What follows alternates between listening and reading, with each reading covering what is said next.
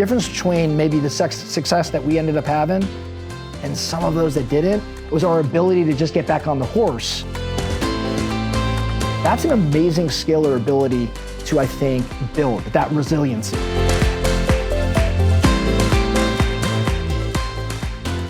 Real estate professionals, welcome back to the RMG Agent Podcast. As always, you can go to rmgagentpodcast.com for all of the different access to the tools and episodes that we've done. We love to be able to hear from you.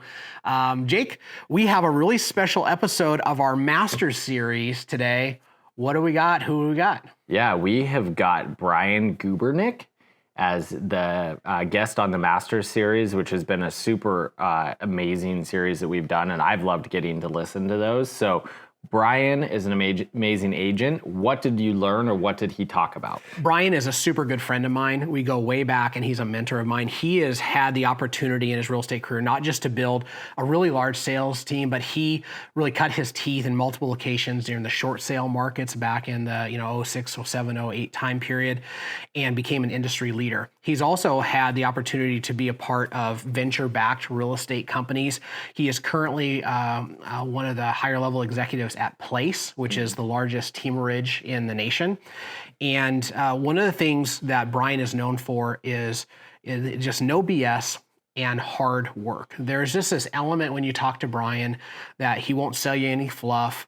He will tell you what it's no kidding going to take.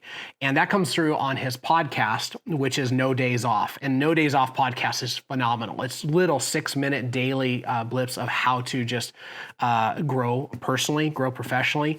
Absolutely worth following Brian. I think that's a super important person for us to listen to in this, the no BS, just do hard work, because I think there's a lot of us right now that can learn from just buckling down and doing the hard work and maybe staying a little bit out of the noise that can happen. So I am really excited to listen to this episode. As always, we are here to impact, empower, and encourage you in all things that you do.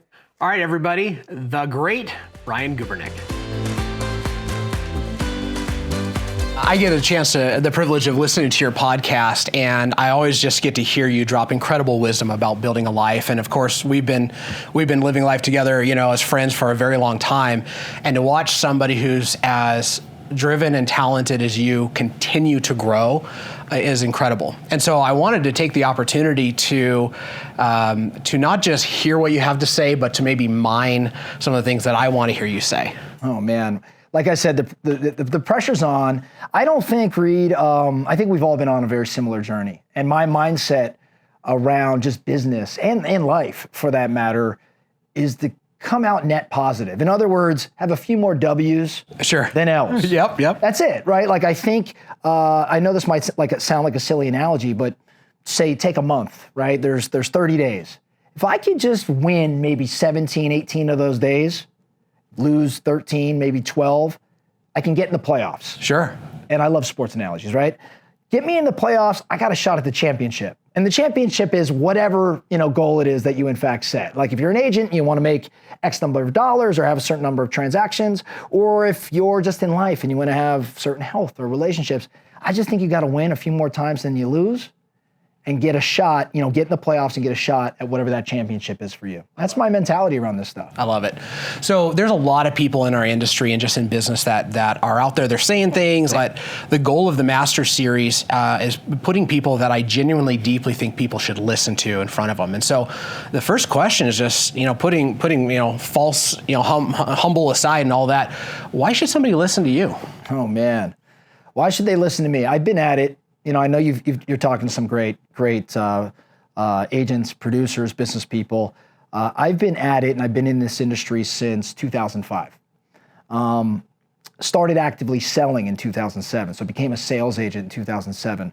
I've got a solid 16, 17 years of experience, and I don't want this to be all about failure, but I've definitely fallen on my face a few times, scraped my knees a bit, but battled back. And I think in terms of value that I could possibly provide or insight that I could provide, every time I've had to battle back or come back from something, there's strategy or evaluation of options or partnerships to consider. And I think like in terms of my experience, my journey, because it is very much a journey, I've had different chapters as well, like with respect to not just the experience, but who I had to become, right, in order to kind of get to the next level. So I hope to share, some of that experience, those insights today.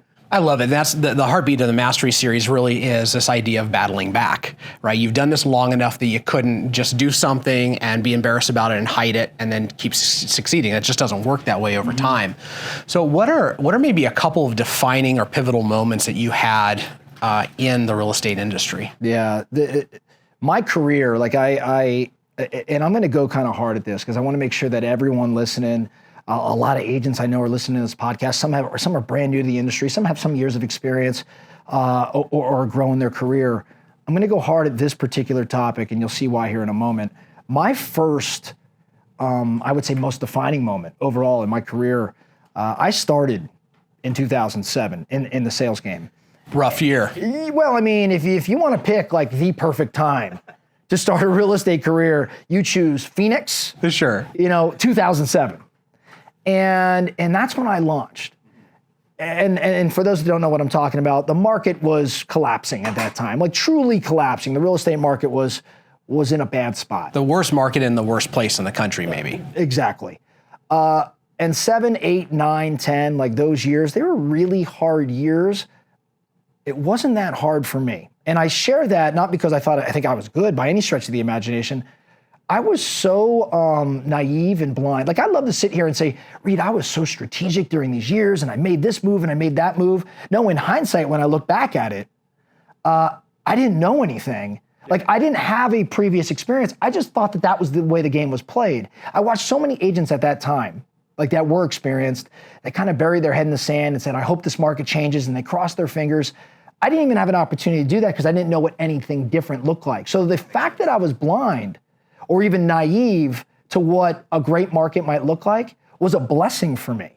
It's so goofy and silly to say that, but I think even now, whenever there's stress or whenever there's challenge, the fact that you've had a good experience or a great experience or you know what a great market looks like actually doesn't work in your favor.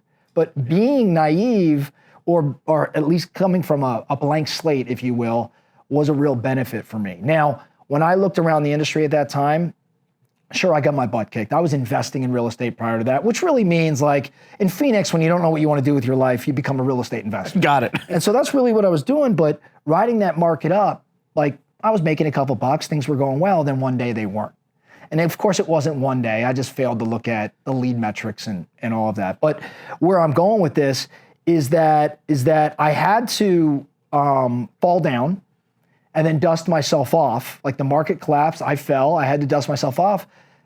I'll tell you what, the fact that it was only a 24 to 48 hour dust off period for me was, again, in hindsight, I'm like, wow, that was, I didn't realize at the moment. I thought it was like terrible.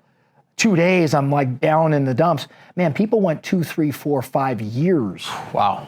Like that. And you had, I think a lot of us that kind of grew up in the industry at that same time, the difference between maybe the success that we ended up having and some of those that didn't was our ability to just get back on the horse in a couple days. Like, felt bad for a couple, but that was it. Yeah. And we were on to the next. Yep. That's an amazing skill or ability to, I think, build that resiliency. How would you teach or coach to that? If you come from a pretty successful athletic background, how would you teach somebody how to do that? How would you teach your kids how to do that? That's a really good question. How would I teach someone, or specifically teach my kids? A mentor of ours has taught us the best way to go get experience when you just simply can't make it happen is to go back and read about the experiences of others.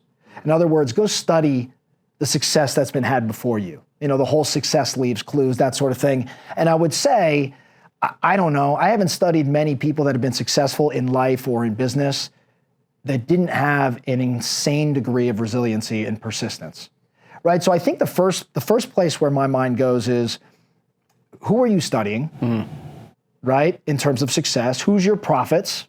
Yep. If you go back and look at over the course of their career, what steps have they taken? I will guarantee you that the vast majority of them did not sulk in their, they got back on the horse, right? Whereas others, maybe those that didn't have that same degree of success, maybe moved at a slower pace or weren't as decisive. So I start there. I think study who is where you're at, where you want to be. Yeah. And see how their career went. For my kids, I try my best to put books in their hands. Now I say try my best, like the books do go in their hands, whether they get opened or not Right. is a different conversation. But I will listen to things in the car as though it's for me, but really it's me being manipulative, and that I want them to hear these stories of trials and tribulations and triumph. I think it's where we gotta go. We got to go and study those. I love it. So you're scratching and clawing. You don't know any better, and so you're moving forward. And what was the next real big defining moment in your career? Yeah. So I had built out a model at that time early in my career. I was focusing on distressed sales, right? Short sales, foreclosures, that sort of thing. I had a very niche-based business, and my takeaway again when looking back at that. I would love to say I was super strategic around it, but I kind of fell into it and just went, really hard at that niche. Being a specialist, having specific knowledge, I leveraged the heck out of that. In other words, I didn't show up saying I was, an agent that was capable of doing all of these different things for you. I said, here is my area of expertise. I've mastered this particular segment of the market. There's nobody better at it than me. And so when you ask the question, like, what was the next big thing? I look back and I realized, like, hey, I've got this niche that I'm focused on. There are few in the country doing it at the level I'm doing it. I'm going to go all in, put all of my eggs in that particular basket. And that realization led to me then taking my team to other states and focusing on that niche. Now, that's distress. Like in today's environment, I think agents today could do a very similar thing, like become the neighborhood expert. Yeah. Not the jack of all trades, but the person that understands the neighborhood at a higher level. And I'm talking about restaurants and community events and neighbors and who does what. Be that person, be the mayor of your neighborhood. Or maybe it's expired listings. Right. Like I would eventually, like as I'm sorry to bounce around, but just where my head's going on this, like later in my career when the distressed market was over, we started focusing on expireds. And I would teach my agents to call and say, hey, a lot of agents work in luxury. A lot of agents are neighborhood specialists. Our team specializes in helping people sell their home when the home didn't sell the first time around. We are specialists in helping homes sell that didn't sell the first time. And the idea here was, and again, a lot of our training was around this, how do you become that expert? So I think specific knowledge is a niche, was the next discovery for me that allowed me to kind of go even harder at my business, which is why I expanded it to a handful of states and continue to exploit that particular segment of the market. I love it. So one of the ways I've been asking this question is kind of like, what's your superpower? But I'm gonna change that around for this conversation. You have the ear of so many people in the industry, up and down and sideways, right? Like if Brian calls, everybody answers. That's my hallucination. I don't know about that, but we have a buddy, Nick Waldner. Yeah. I call that guy nonstop, never returns a call. But most people, other than him, yeah. I love it. So there was one of the early tech unicorns. I think his name was Rob Ryan, and he talked about this model called the sunflower model. And he said, at the center, there's something that you do that's just best in the world. Like this is my area of mastery. Everything else that I do is how I monetize that. Mm-hmm. So looking back on 16 years of business plus and all the things that you've done, what is the one thing or the set of things that you do that you're just best in the world at? Ooh. All right, so I'm going to answer that question, but you started going a direction that I think is so damn important for us to share with our audience, okay? Let's do it. Because my career, your career, the Master Series, the individuals you're talking to, I don't know who all those individuals are, but I will guarantee their career, we all share this one specific thing in common. Every one of us has gotten into a number of different areas or had a number of different opportunities, had a microphone in our hand, literally or figuratively. Lots of things have come across our desk. The reason for that is because we were successful individual agents first. Yeah. Like I want to stress that, right? Like if you want to get into other lanes of opportunity, other lanes of revenue, you want to monetize different things. You can do that, but I am going to beg you to become a phenomenal individual agent first, and then maybe a phenomenal small team or big team owner first. That was our platform. All of us, our relationship, if we really study this, right? Like you and I and many of us that grew up in this industry together, they all were successful real estate professionals or real estate salespeople. And that opened up the door to all of the things that individuals are doing today, be it brokerage ownership or mortgage or title or coaching or training or investment. I mean, we could go on and on and on. We've all gone different directions, but we all started with that platform. Yeah. And I really want to emphasize that because it's so exciting and even sexy to start dabbling in all of these different ancillaries, but you've got to earn that right. Yeah. You've got to be credible. And even today, like I could trace every single thing I do in my career today back to the fact that from 07 to like 13, I had built, some success. Right. And that allowed me to build relationships with guys like you.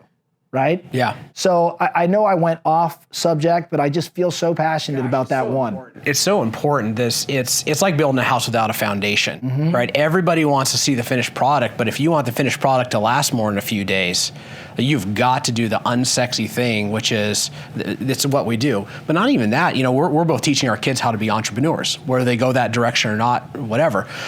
But every entrepreneur, every business fundamentally is built on the ability to tell people about your product and have them reciprocate and say, I want that, which is sales, which is real estate. Totally agree with that. As far as superpower, I don't know if it would be superpower, but when I look back over my career, there's a few themes. Number one, this is not like the most amazing topic, but I'll tell you what, man. There is really no substitute for hard work. And I start there, it's so elementary, but it's not as exciting a topic as so many others. Like we could talk about personal growth and development. I can't speak for everybody. I know you, right? I know you'll outwork anybody when the time calls for it. Me too. When I go back and hit like my history, I wasn't the smartest. I didn't have the greatest I'm not the greatest salesperson, none of that. But early in my career, especially, you were not going to put more hours in than me. Right. And I'm very prideful about that. And I really believe that there isn't a substitute for hard work. Yes, over the course of time, Reed, we all have to learn how to work a little smarter. Sure. But early in your career, I don't know. I mean, I would ask you when you come into the office in the morning, are there others there before you? Are you staying later? Time on task was a superpower for me. I was blessed to have been raised in an environment, by parents that just modeled that sort of thing. Yeah. I was just very fortunate, right? So maybe some of you are from that background that are listening. Maybe some of you aren't. But I'll tell you, man, I don't think there's a lot of things that trump hard work, especially early in the career. Man, I think it's so powerful because at least 3 times a year I hear somebody and they come to me and it's like they're ready for the light bulb to go off and they're like, work smarter, not harder. Number one, totally unactionable. Number two, you're not smart. Anytime you're pushing the envelope of what you're doing next, you're stepping into an area that you're fundamentally not smart. That's really well said. I think about, as we're discussing this, I'm a big Ed Milet fan. Oh, yeah. I really love Ed's message. I love how he interviews. And Ed wrote a book recently.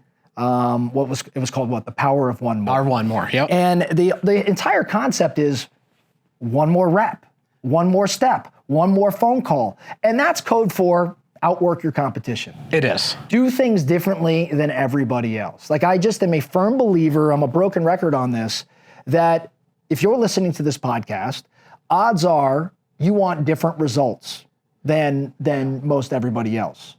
So the status quo, average has a certain level of production. You want more than that. In order to get there, you've got to be what I would call weird, right? Like it's not what I call. Yes. I mean, yeah. It's not even what I would call it by definition, right? Like what does it mean to be weird? It means to be doing things differently or being perceived by, everybody else as different. Yeah. As quite different than the status quo. And so I would say if you desire different results than everybody else around you, you probably got to be doing things different than everybody else around you. So I'd ask, What time are you getting up in the morning? What's your morning routine look like? Who are you hanging out with? What are you reading? What's the environment you put yourself into? What kind of accountability do you have? Like, these are things that the vast majority of people do not actively think about. And I would challenge everyone listening here today to look in the mirror and say, how am I different? How am I weird? And if the answer is, I'm not different or weird, then I'd say you better go get weird if you want different results. Study those that have had success. You study everybody that, you study lots of people that had success. Yeah. Business. We talk about like the Bezos or the Gates, or these guys are weird. How about Elon? Oh yeah, super weird. Super weird? Let's be clear on this. The guy wakes up every morning thinking about how he can colonize Mars. Right. Like, tell me someone that thinks that big. Right. That's pretty damn weird. It is. But even when you think about like those that have had success with relationships, right? Let's say relationship with your kids. Yeah. If you look at the way they're interacting with their kids, there's something different, or many things different, that they're doing that have led to the success that they have in those relationships. It's weird. Is it date night regularly? Do they have different rituals? Is it the framework of the conversation they're having? An outsider looks at that and goes, "Oh man, that's a weird conversation between a father and a son or a daughter." Yeah. Yeah. Heck yeah, it is. Because they want different results. Yeah. So so good. I think everyone should be thinking about that. You should be looking at your career right now and saying, am I different than everybody? And if I'm not, then maybe I need to figure it out. And for you and for me, I could at least speak for me, I realized I could be different by the amount of time I was willing to put on task early in my career. Yeah. It's, when I think about work is how we add value to the world. Like it's work is not something, I think our culture has kind of decided like the ultimate goal is to not have to work. I go to a beach, and my plan is to sit on a beach chair for 2 weeks. And I'm a pretty good vacationer. Reed, I vacation with you. You are a professional vacationer. Let's be super clear. I love it. But I get antsy real quick, because when I'm on vacation, I'm not actually creating value in the world, right? That's what work looks like. And I think that there's this incredible pressure towards mediocrity that we all face, because anything that's not mediocre is going to be weird. It's going to be outside the curve, right? And is that going to be the fact that you show up as obsessive in your work? Is that going to be, and work gets a bad rap because somebody is a workaholic. That's not work's fault, that's you, right? What does it look like to go all in and not set fire to everything else important in your life? Yeah, it's a difficult one, right? Because we've all been, like, again, if you've been at this game long enough, you've certainly maybe had a few too many days when you're in the office longer than you should. Sure. Or maybe the opposite. You've had some days when maybe you've been disconnected from business for too long. I think a great place to start with that, there's a book that, many of us are probably familiar with called The One Thing. Sure. Right? Written by a couple mentors of ours. Yeah. And one of my favorite parts of that book is just talking about this idea of balance, right? And I do think about this probably to an unhealthy level around balance, because I want to be, an amazing business person and business leader, but I also want to be an amazing husband and a great father. Right. And many think, well, God, you got to give up one to have the other. And I know you've done a fantastic job with this too. I think you can relate to what I'm about to say. Within that book, when they start talking about balance, this whole thing that balance is actually a myth. And the idea here is success is had at the extremes. So if you draw a line straight down the page, that would be your balance. But then, on the left side is maybe work and on the right side is life. You are swaying back and forth. Like, you are swinging to the extremes of each one of those respective areas. Yeah. You stay in the middle, you're balanced and you're having really no success in either. You go hard at work when you have to go hard at work. You go hard at life when you have to go hard at life. I think the key here is to never stay in the red for too long in either one of those respective areas. Yeah. So when I think about, let's say I go all in on work. I can go all in on work right now. If I called my wife and said, listen, honey, there's some things going on. I've got a chance to really do something big here. I'm gonna go the next 5 days, love you and the girls. I'm going all in on work. She would probably say, go get it. Yes, yeah. And if I said, hey, I need 2 more days, she'd say, cool, go get after it. Yeah. And if I called her out there and said, hey, I need 3 more days in the red, I'll come back home soon, she'd say, hey, you're starting to push it a little bit. Yeah. And if I did this for a few weeks in the red, I would really have trouble at home because now I've completely disconnected from my family. I've missed my girls' events. I've missed many conversations with my wife. Things would get weird. My point here is you get out in the red in work, and there's a period of time in which that is fine. Yes. You just can't go overboard. Now, same can be said on the other side of the coin. I could go on vacation for a week or 2 weeks or 3 weeks. For me personally, if I start getting into that 4th week, my work world, my business world will suffer. Point being, I can go out in the red because the extremes are going to be had in the red. I'm going to have the greatest relationship with my family during vacation. But if I run too long, things suffer. So when you talk about what does it look like, I do really think about getting out in those extreme points because that's where success is had, but not staying there for too long of a period of time. And if in fact I am there, I better swing it back to the other way. I'll give you a great example. Reed, we're sitting here at this real estate conference right now. I am all in on work, right? Right. I will get back home on Wednesday night. I will work Thursday. Friday, my wife and I will go away just for Friday night. It is extreme time with my wife because I just spent 5-6 days away from her. So I will swing the pendulum by design. And again, I know you're a master of this, like you really get it at a high level. I think that's an art. I think you learn early in my career, and I know a lot of the listeners, you're like, man, how are you doing that? It's really hard for me to do. This is a learned behavior. Right. Like we had to screw this up a lot before we got, and don't get me wrong, I still screw it up a bit today. I run in the red for a little too long in both of those areas, but I had to develop that muscle. Yeah. I think, though, it starts with learning more than anything else, actually how to say no. You know, one of the things that really stood out to me about all of that was your wife is just a wonderful, wonderful person. She's. I like vacationing with her more than you. Everybody says that. One of the things that you said is if I call my wife and I said, I got 5 days and I just got to go head down and go to work, and she says, go get it. That didn't just happen. Like that's years and years of personal growth showing up in a moment where her and the kids both say, high five, Dad. Like, not like, oh, we never see you, right? Was that a transition that you made in your life, or have you always been pretty good at that? I think I've probably earned some of that credibility or right with my family, specifically my wife.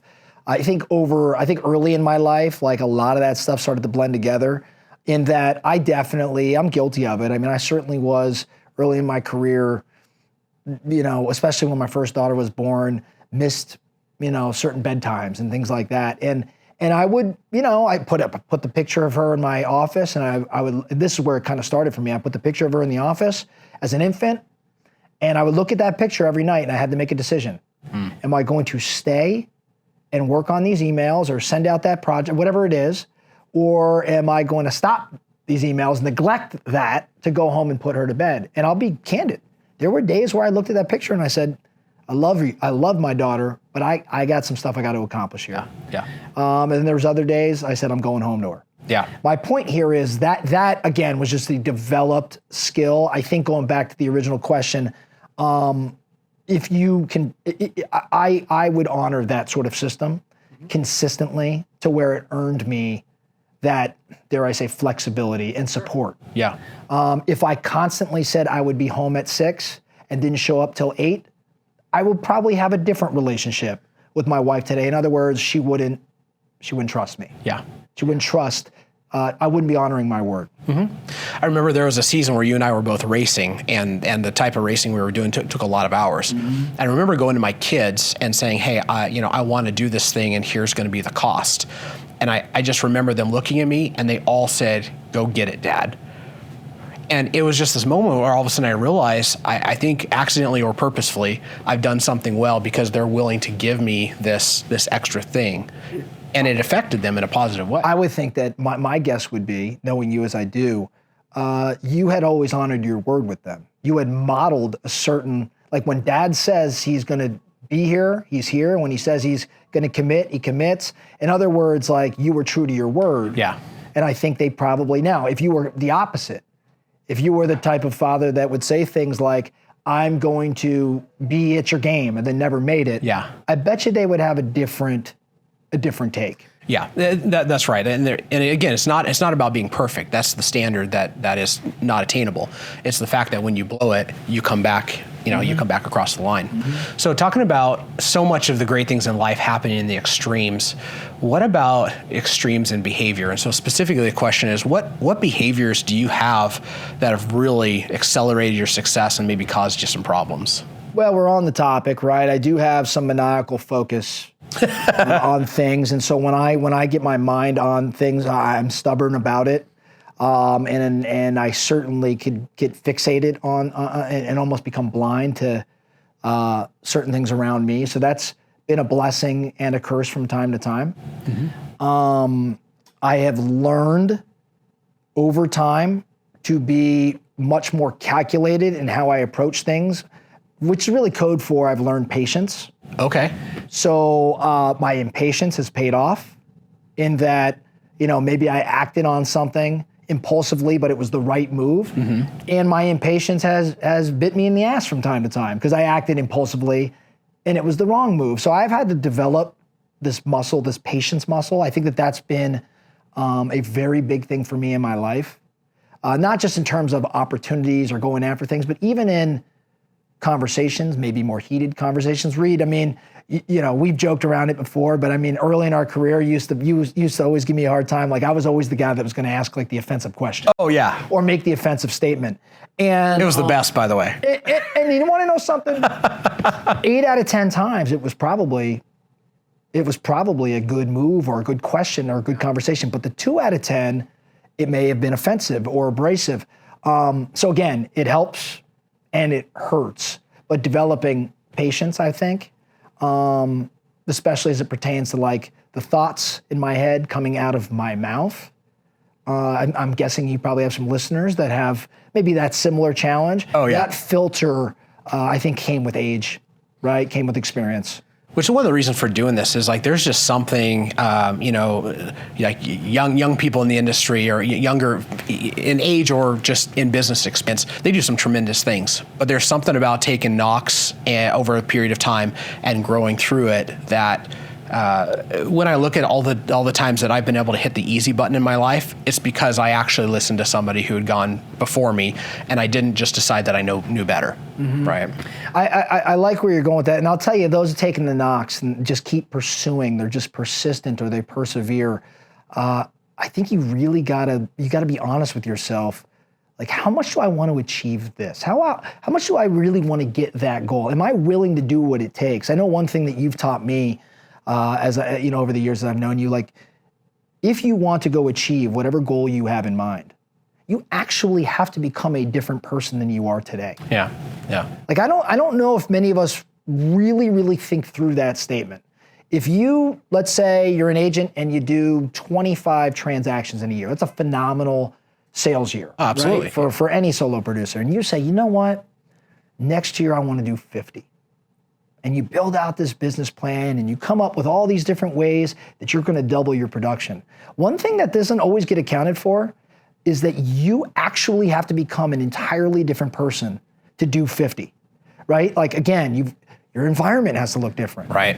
What you're reading has to look different. Who you're studying, who you're hanging around, like everything. It's a big sacrifice. It's a huge sacrifice. So you got to really ask yourself, like, am I willing to become the person that I have to become in order to achieve that objective I want to go hit? I think a lot of the people we've had an opportunity to run alongside, they were committed to becoming that person. Sure. And for those that weren't, hey, no judgment, just lower the bar if that's what makes you happy. I had somebody in my life not too long ago that quit on a big goal she had.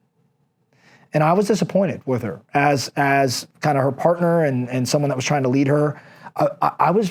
I took it personally. I'm like, man, I must have really not led her or gave her the support or the tools or the resources.